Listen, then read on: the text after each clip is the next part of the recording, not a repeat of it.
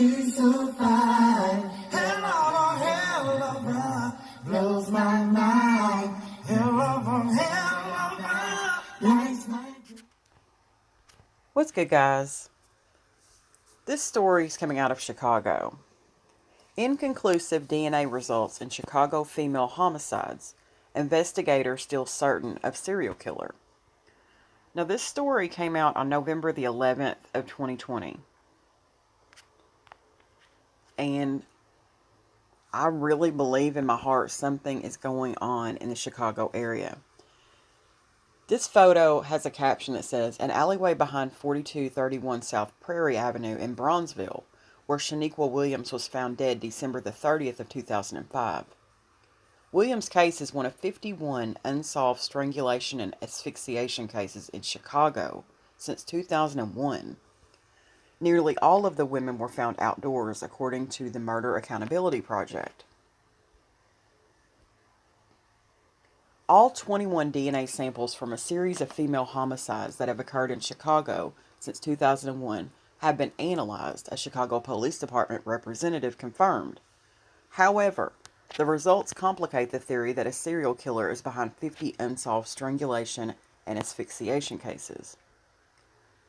None of the 21 samples cross-match to each other, nor do they match any of the DNA profiles of identified criminals in the FBI's database, the representative said.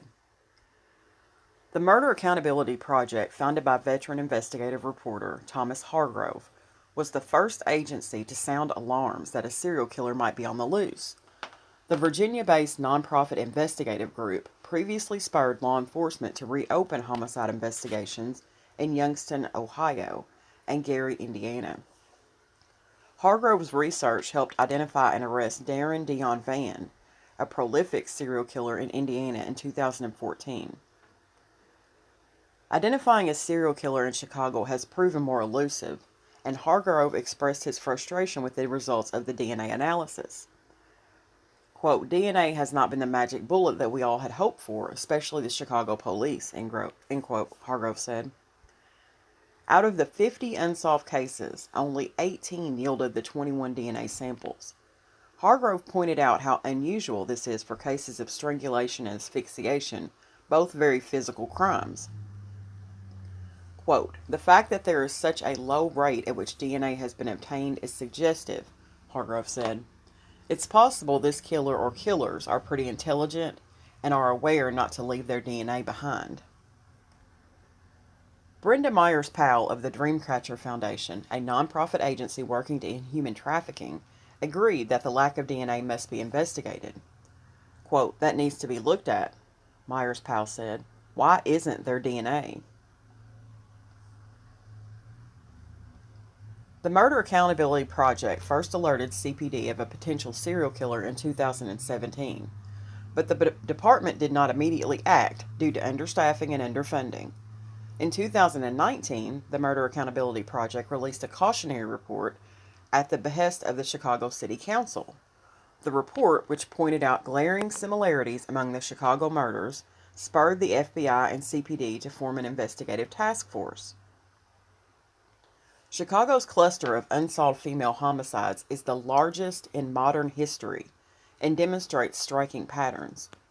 Nearly all of the women were murdered outside or in abandoned buildings, though usually women are killed indoors by partners or family members, Hargrove said. This implies the killers and victims were strangers to one another. Most of the killings occurred on Chicago's south and west sides, with the pronounced north-to-south pattern along South Indiana Avenue in Bronzeville. This might indicate a mobile killer with knowledge of Chicago streets, Hargrove said.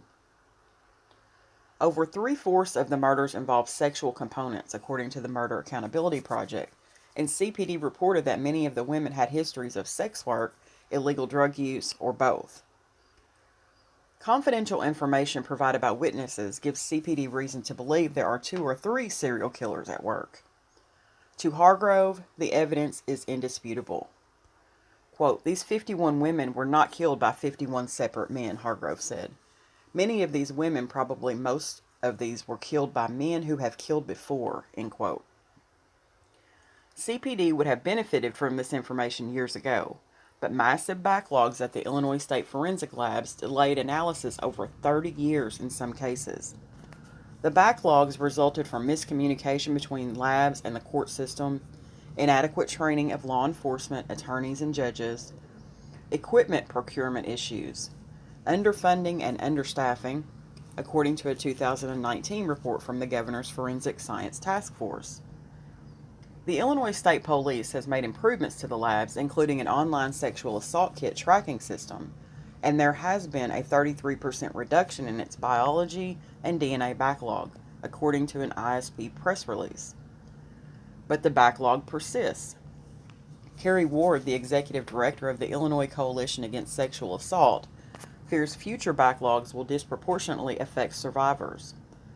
Quote, "We worry about statutes of limitation for reviewing information," Ward said. "We don't think any survivor should have to have their case thrown out because of timelines that weren't met through no fault of their own," end quote. Myers Powell of the Dreamcatcher Foundation said the longer the investigation is delayed, the harder it will be for the deceased woman's family members. Quote, "We're leaving a lot of people in pain," Myers Powell said. "These girls were somebody's mothers, sisters, cousins, and aunties," end quote. Now, there was a map attached to the article, and it says Chicago's unsolved female strangulations. And it has a color-coded system.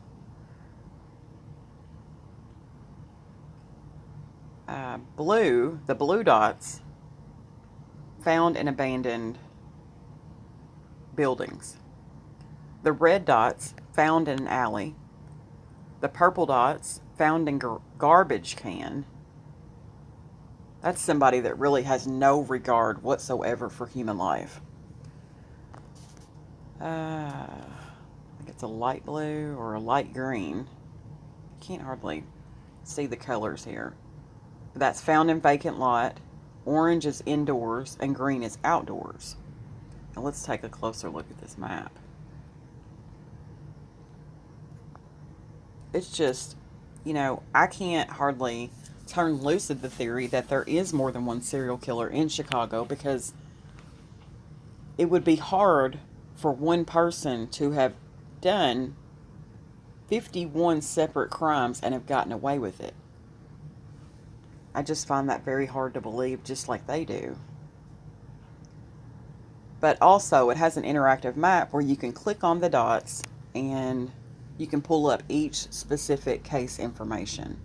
And that's very handy. I've been on the Murder Accountability Project's website many times looking up information. So, I just wanted to bring these stories some awareness, because something is obviously going on in Chicago. And I first started looking at Chicago when I became involved in the Kanika Jenkins case, and I started paying attention to the news in Chicago, and I subscribed to the newspaper in Chicago, and the algorithm started coming, all these articles started popping on my phone, and I started noticing all the similarities of these cases, and that's when I became really interested in what was going on in Chicago. So I just wanted to bring awareness to this. If you live in the city of Chicago, please be aware of your surroundings at all times. It is a very scary thing for women in the city of Chicago right now. I'm going to end the story on that note, but I'm definitely staying on top of this. Thanks for watching, guys.